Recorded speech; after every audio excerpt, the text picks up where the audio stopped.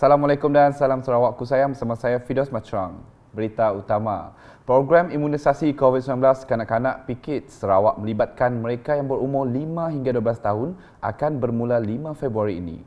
Timbalan Ketua Menteri yang juga pengerusi Jawatan Kuasa Pengurusan Bencana Negeri Sarawak JPBNS, Dato' Ahmad Douglas Uga Ambas berkata, kumpulan kanak-kanak tersebut akan menerima suntikan vaksin jenis Pfizer-BioNTech. Bercakap dalam sidang media selepas mengadakan lawatan ke Hospital Umum Sarawak HUS pada Khamis, beliau memberitahu seramai 272,500 kanak-kanak di Sarawak layak menerima vaksinasi. Pemberian untuk kanak-kanak yang mempunyai komorbid lain akan diteruskan di hospital kerajaan dan swasta di seluruh Sarawak.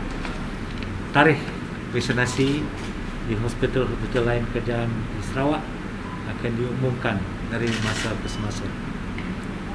Bagi kanak-kanak lain yang bersekolah, mereka akan menerima vaksin sama ada di sekolah masing-masing atau di pusat pemberian vaksin PPB jangkau luar, PPB GP, PPB HS, PPB KKM yang telah dirancang oleh pejabat kesihatan bahagian masing-masing bermula 5 Februari 2022. Terdahulu beliau menyaksikan seramai 30 orang kanak-kanak yang mempunyai pelbagai penyakit komorbid di HUS menerima vaksin jenis Pfizer dalam PKID Sarawak.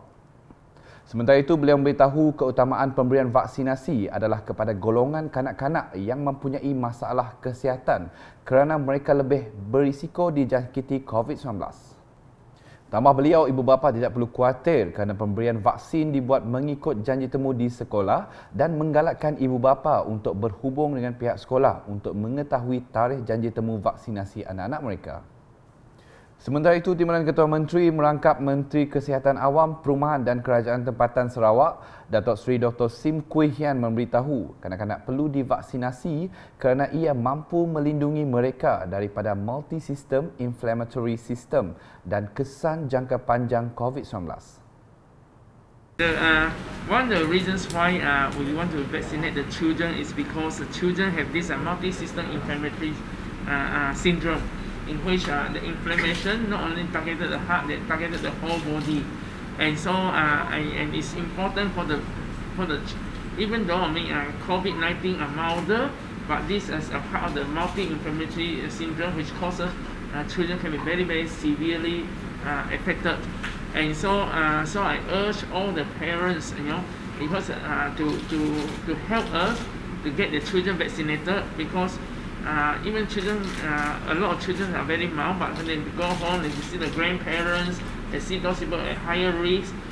Even a very mild Omicron can take you over, because you already not that healthy. Untuk rekod setakat 2 Februari lepas, seramai 2,135,128 orang atau 75.8% populasi seluruh Sarawak telah menerima liputan dos kedua, manakala peratus liputan dos penggalak dalam kalangan yang layak ialah sebanyak 83.3%. Sementara itu, bagi penerima pertama vaksin dalam program PKIDS, Ivan Muammar Iman yang berusia 10 tahun, dia sangat gembira setelah divaksinasi serta mengajak rakan sebaya untuk mendapatkan vaksin. Apa perasaan kita ni? Nervous sikit lah. Nervous sikit? Tapi ada rasa gembira sikit. Rasa gembira? Sebab? So, dah divaksinasi. Sakit sikit? Sakit sikit je lah. Suka sih dah kena vaksin? Suka. Dah boleh main lah? Bila ajak mak dan bapak pergi main ni?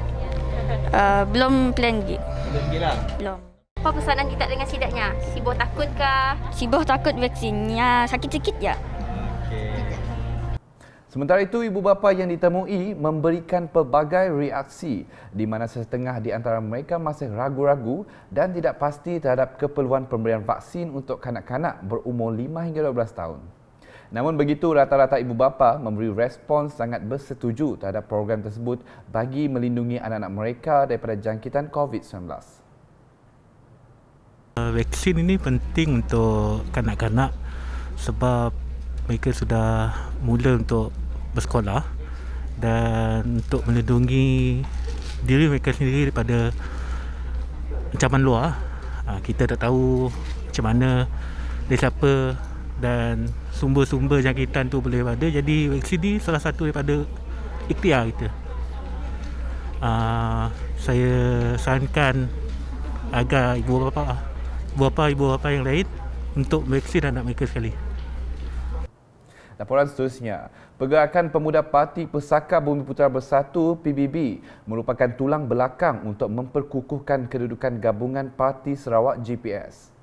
Timbalan Menteri Pengangkutan yang juga Ahli Parlimen Lawas, Datuk Henry Sum Agong berkata, Pergerakan Pemuda memainkan peranan penting dalam memastikan kedudukan GPS kekal relevan di negeri ini.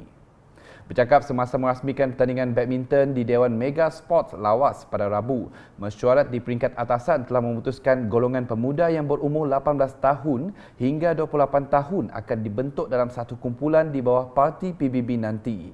Dalam pada itu, Datuk Henry berkata pertandingan seumpamanya kembali dianjurkan setelah 2 tahun terjejas akibat penularan wabak COVID-19.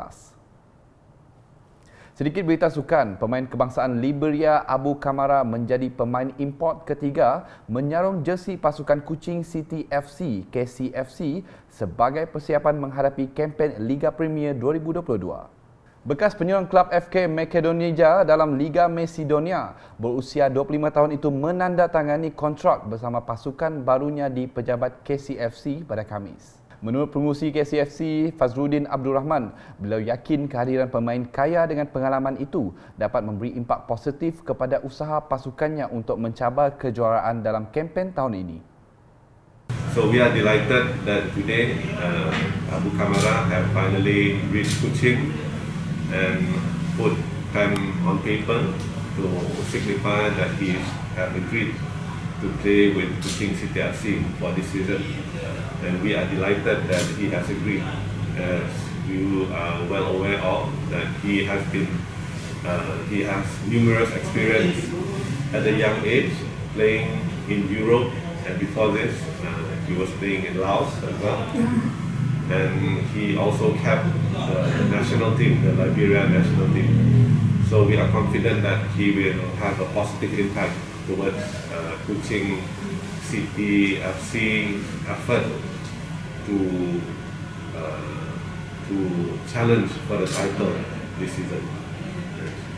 Fazrudin berkata demikian dalam sidang media selepas sesi menandatangani kontrak yang turut disertai Ketua Pegawai Eksekutif KCFC Iswandi Ali Hassan dan pengurus KCFC Kamaluddin Akil. Dalam pada itu, Abu Kamara berikrar akan memberikan yang terbaik untuk membantu pasukan The City Boys memburu gelaran. Yeah, I'm so happy to be here and excited to be part of the family. I have a good feeling that we can work together.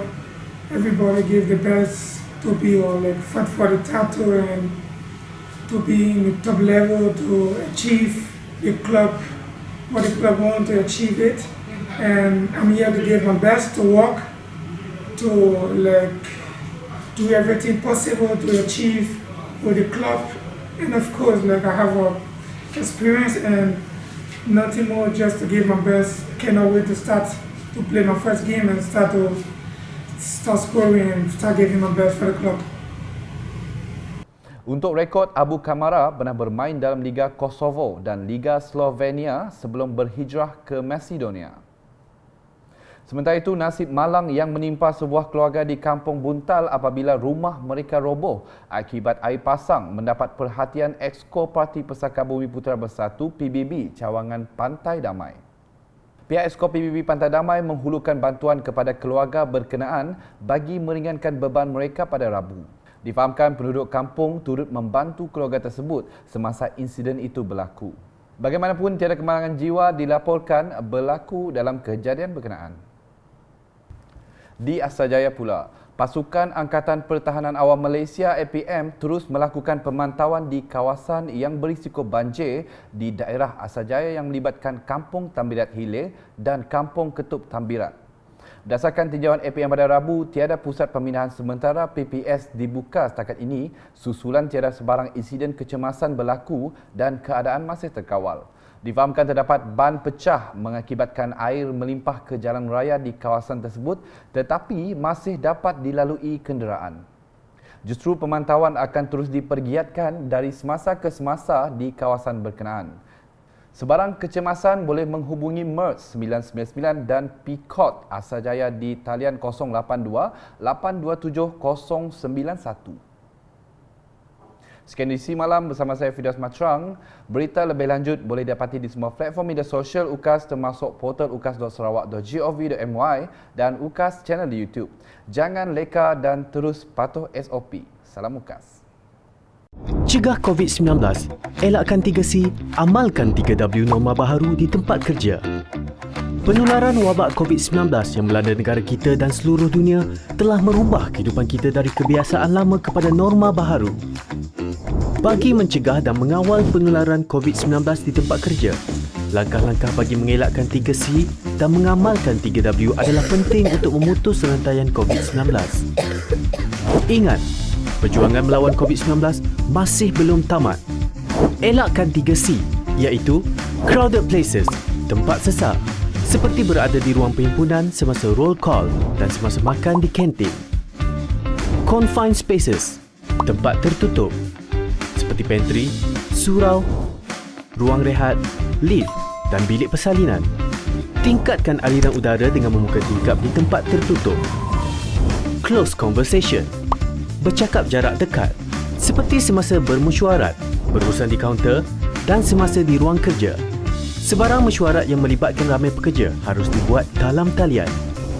Amalkan 3W, iaitu wash, cuci, mengamalkan kebersihan diri dengan kerap cuci tangan dengan air dan sabun atau guna hand sanitizer. Sediakan hand sanitizer di pintu masuk dan lain-lain tempat strategik di tempat kerja. Wear, pakai. Individu yang bergejala pernafasan, batuk atau selsema dan pekerja yang selalu berurusan dengan orang ramai seperti di kaunter perkhidmatan hendaklah memakai penutup mulut dan hidung. Warn, beri amaran. Polisi tidak bersalaman. Kita boleh terus bertegur sapa dan memberi salam kepada rakan sekerja dengan meletakkan tangan kanan di dada kiri dan tunduk sedikit sebagai tanda hormat. Amalkan etika batuk dan bersin. Lakukan disinfeksi di tempat yang kerap disentuh dan digunakan. Lakukan pemeriksaan suhu badan dan gejala pernafasan di semua pintu masuk tempat kerja. Mereka yang demam atau bergejala tidak dibenarkan memasuki bangunan tempat kerja dan diarahkan mendapatkan rawatan dengan segera dan kekal berada di rumah sehingga sembuh. Bagi mengelakkan 3C dan mengamalkan 3W adalah menjadi tanggungjawab pihak pengurusan. Peka dengan maklumat dan polisi terkini yang dikeluarkan oleh kerajaan dan segera memaklumkan kepada pekerja. Sentiasa amalkan penjarakan sosial sekurang-kurangnya 1 meter dari pekerja lain dan mengamalkan tahap kebersihan yang tinggi. Melakukan saringan kesihatan dan tingkatkan tahap kebersihan pengendali makanan. Pekerja dinasihatkan supaya tidak berkongsi makanan dan peralatan makanan. Menjadualkan giliran bekerja supaya bilangan minimum sahaja yang hadir manakala pekerja lain boleh bekerja dari rumah. Menilai risiko perjalanan pekerja yang berurusan di luar pejabat dan elakkan perjalanan yang tidak perlu. Membantu pekerja yang mengalami panik atau resah akibat COVID-19 untuk mendapatkan perkhidmatan sokongan psikososial.